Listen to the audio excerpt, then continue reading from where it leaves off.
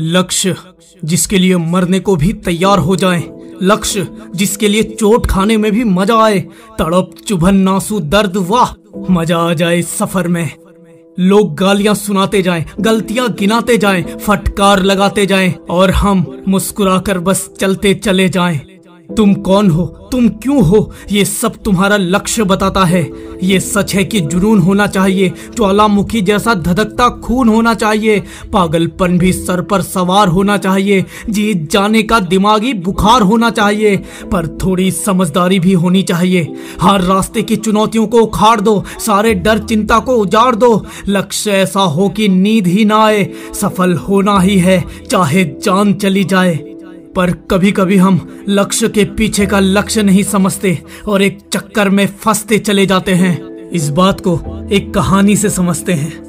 एक बार दो मछुआरे मछली पकड़ने जाते हैं। पहला मछुआरा मछली पकड़कर बैग में रखता जाता है, लेकिन दूसरा मछुआरा जो कि पहले से ज्यादा और बड़ी मछलियां पकड़ रहा था, वो बार बार कांटे में फंसी बड़ी मछली को निकालकर फिर से पानी में फेंक रहा था। वो फिर से पानी में कांटा लगाता, बड़ी मछली फंसती तो फिर से उस मछली को कांटे से निकालकर पानी में फेंक देता। थोड़ी देर तक तो पहला मछुआरा कुछ नहीं बोला, पर काफी बार दूसरे मछुआरे को ऐसा करने पर उससे रहा न गया और पूछा, तुम ये क्या कर रहे हो? हाथ में आई इतनी बड़ी मछली को तुम पानी में वापस क्यों फेंक रहे हो? तो दूसरे मछुआरे ने जवाब दिया, मेरे पास इतना बड़ा बर्तन नहीं है कि मैं बड़ी मछली को पका सकूं, इसलिए मुझे छोटी मछली का इंतजार है। ये सुनकर पहला मछुआरा बोला, तुम मछली को काट कर भी तो पका सकते हो।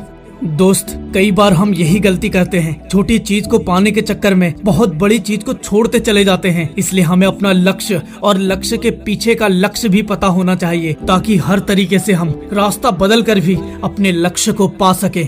जरूरी नहीं कि सीधा ही चलना है, हो सकता है घूम कर पहुंचा जाए। तुम्हें पाना क्या है ये निश्चित करो, फिर सोचो कौन सा तरीका चुना जाए।